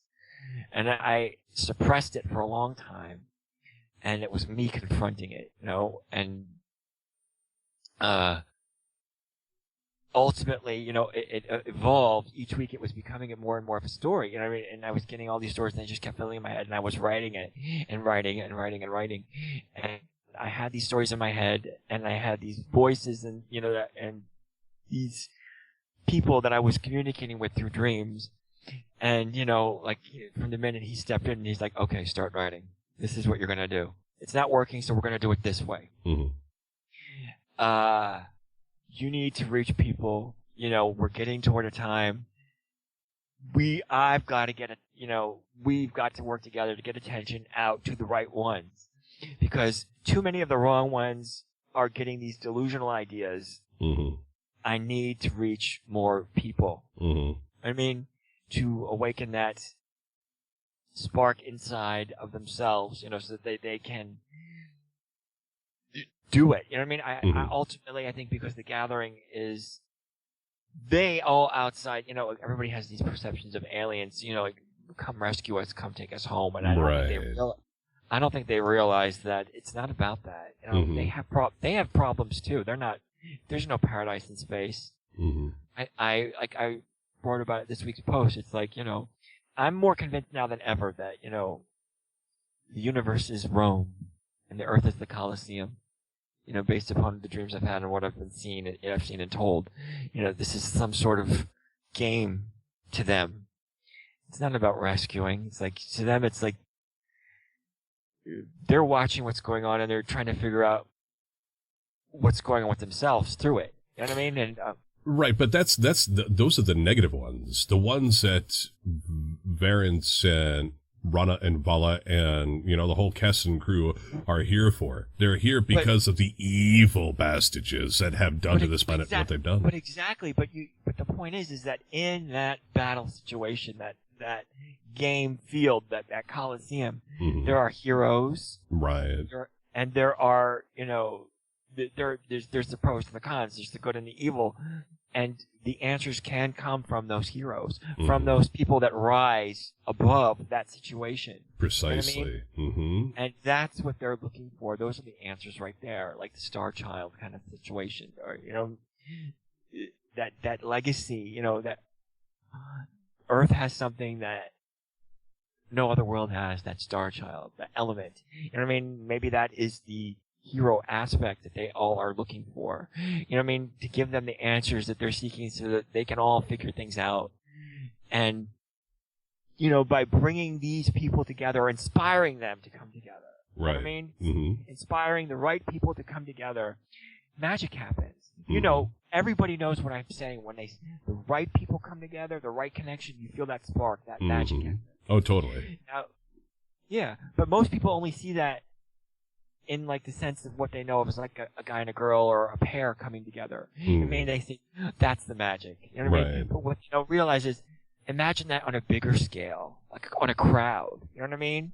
Of the right people coming together. That's powerful. Yes, it is. You know what I mean? Mm-hmm. And that's the gathering. So that's, to answer your question, it's not about a pair coming together. It's about first 2, then 3, you know what I mean? Then 4, and then there's 5, and then there's more, and it's like, it just keeps growing, and in that dynamic chemistry just keeps building. Mm-hmm. You know what I mean? Yeah, like the lost tribes, if you will, scattered amongst the planets and or the cosmos. And right. I kind of liken it to, we spoke about this off air as well, where it's not about other beings coming to save us from ourselves. It's about poking our heads up above the crap, the quagmire we all find ourselves in down here, and rising above that to join up with others who are parts of galactic federations that have basically done what we're doing down here right now, to come together and to become, how should I say, a formidable force for peacekeeping, for truth, for peace, right? Right. And to work with them as equals, right? Because once you give your power away to something outside of yourself, you are putting yourself under it, all right? You are giving it dominion over you. So me, myself, I would rather come up and elevate myself to a position where I would like to work with them hand in hand as equals, where no one is above the other, no one is a god, and things of that sort, right? Exactly. Okay. Exactly. No, I have that complete belief myself. I agree with you totally. Because I've had dreams. I've met have come into my head. Or my dreams, aliens or whatever you want to. They all wanted to, after that angel experience. They all wanted to see it. Everybody was like, "Can I see it now? Can I? Can I peek?" Yeah, but unfortunately, a lot of them have their own agendas. Right. With that. And there's a lot of them, especially down here, the darker force. They don't think they're the darker force, but they are. Yeah. Right. And they all want a piece. They all want to own what is going on inside you. And I don't think it can be owned. In all honesty, I don't feel it can be. It cannot be contained and it cannot be owned. Right? I hope not. I mean, I've gotten scared to that point. That's why I'm like, done to the point where I'm like, I want to stop because I want to go run and hide because, they're all like, so many have like come and they see it and they like, I get that terrifying feeling like they want to own it. You know what I mean? It's like, yeah. You know what though, Bill? We're doing the best we can with coming across in your path and you coming across ours, where we've made that connection now. So, the old saying goes, strength in numbers, basically. Right. So right, exactly. We're going to make sure that you're okay. And from the sounds of it, you have one hell of an entourage looking after you as well. So I wouldn't be too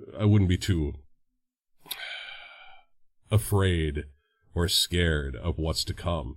Meet it, man, with the greatest integrity that you can as a hero. No, I'm you know what I mean, though, right? Yeah. I don't want to be a hero.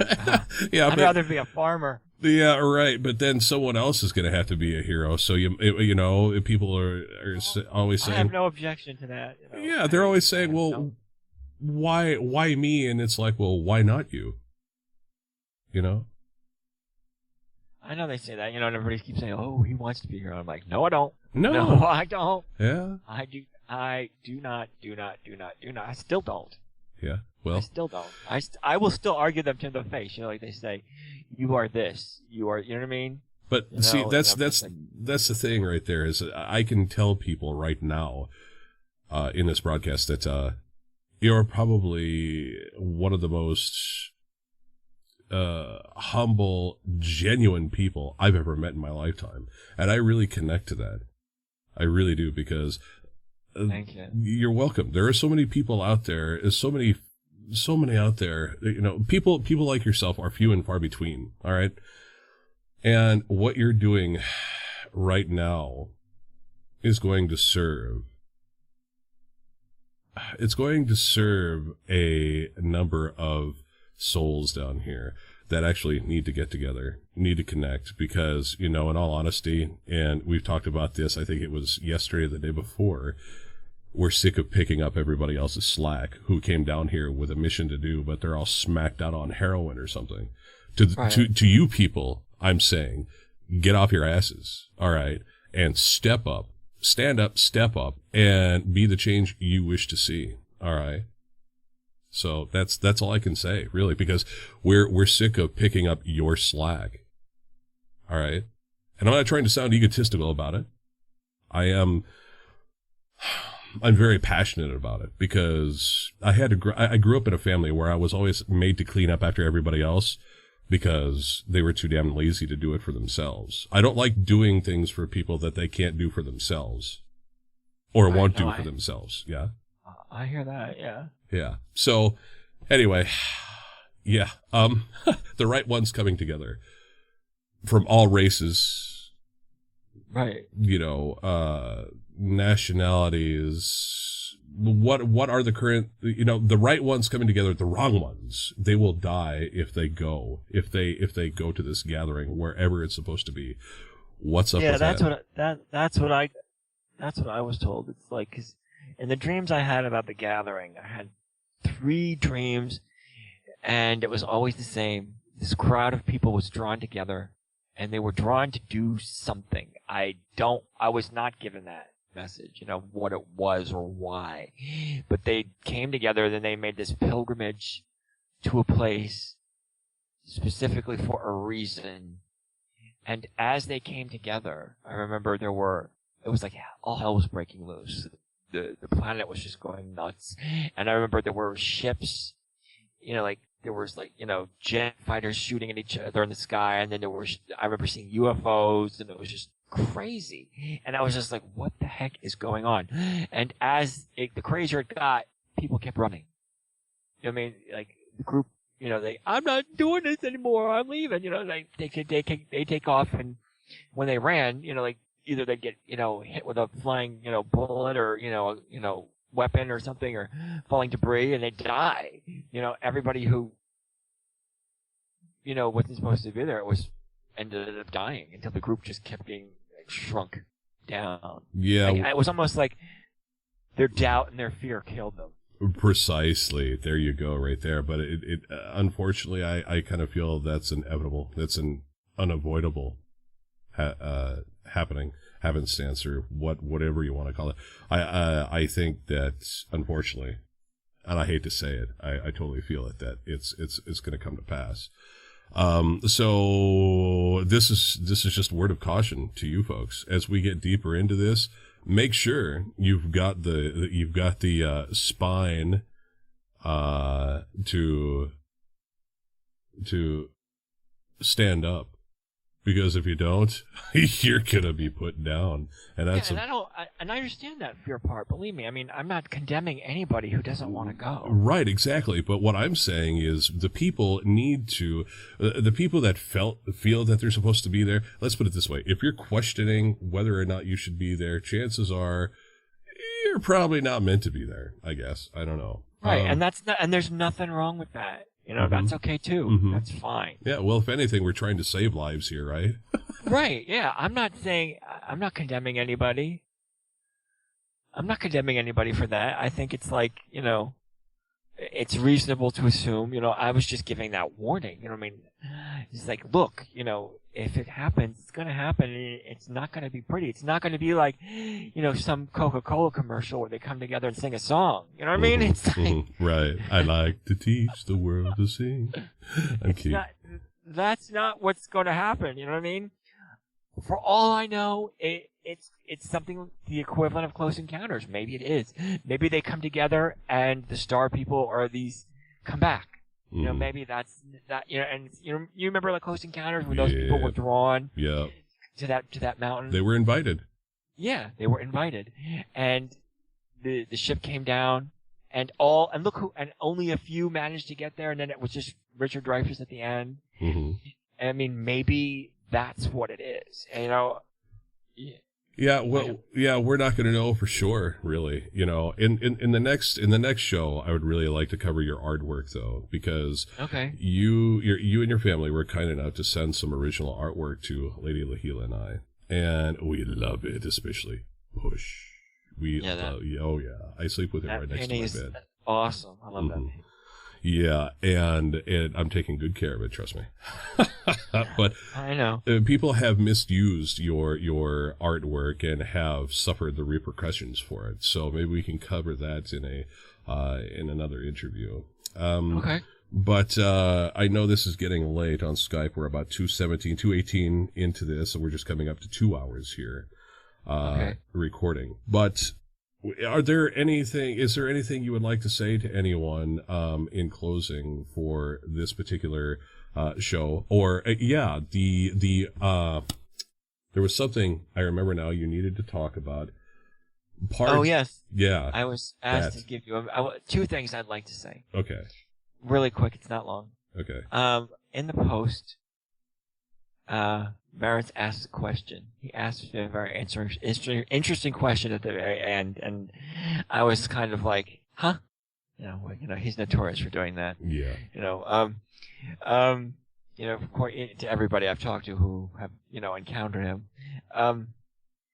he asked me, what's the date? And I said it's February. What's the date? I said it's February 2016. And he said, are you sure?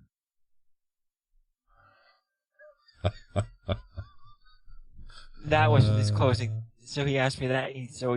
I guess he's trying to make me, he's trying to suggest that we're not looking at the right date, especially if they have manipulated time. Precisely. Time loops, and we can get into that in the next show as well, because I've got some interesting info on that from my circles. That was his closing thing to mention on there. He wants people to think about that. Are you really sure you know what the date is? Mm-hmm. Okay. I mean, like.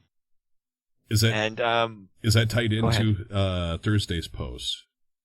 Yes, which will be, they will have already read it, I think, by the time they hear, this interview. Yeah, they will have already read the post before they hear this interview, and this interview is actually being recorded on.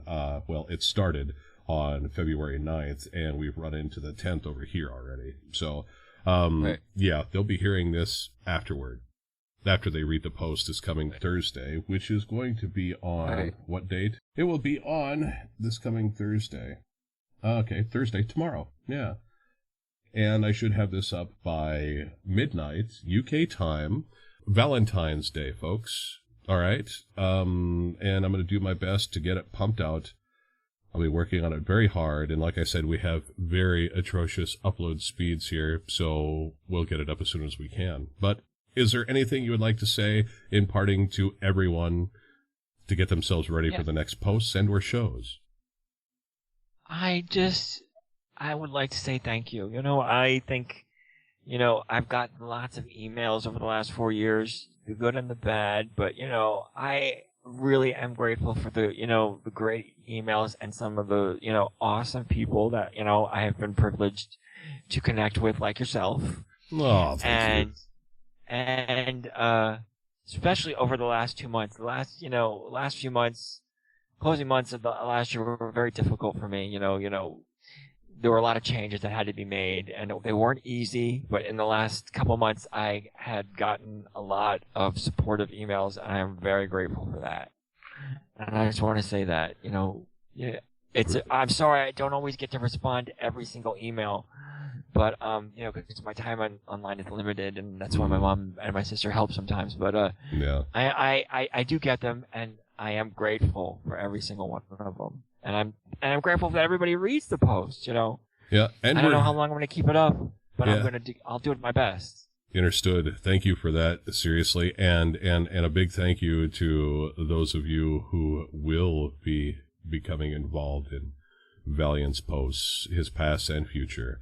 For those of you who have not surfaced yet, let's put it that way, Thank you to you as well. And I would like to say thank you very much, Valiant, for coming out and being on Maxim Axiom Radio today, because I admire people like yourself who have the courage to come out and speak about what they have experienced in their lives, no matter the ridicule that comes at them. That takes a huge person. That takes confidence. It takes everything good about a warrior. You know what I mean? And you are a warrior. You are. Well, thank you. I never thought of myself that way. I mean, Yeah. if life teaches you lessons, it does teach you to be that.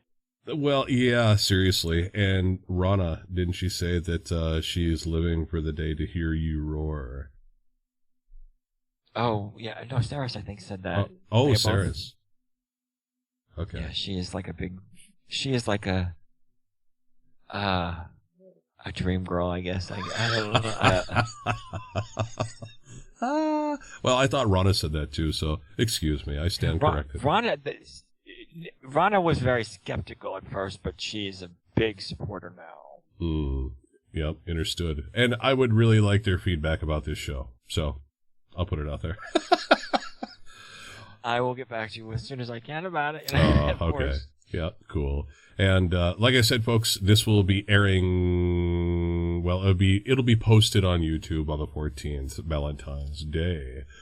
So with that, Valiant, I'm going to keep you on the line just for a couple more minutes as I basically say goodnight to everybody. Thank you for listening, folks. And we'll just go ahead and wrap it up right now. Anything else you'd like to say? I hope everybody, I hope you find your answers, Right on. Have a great night. Cool. Thank you very much. And we'll see you later, folks. Hasta la bye-bye.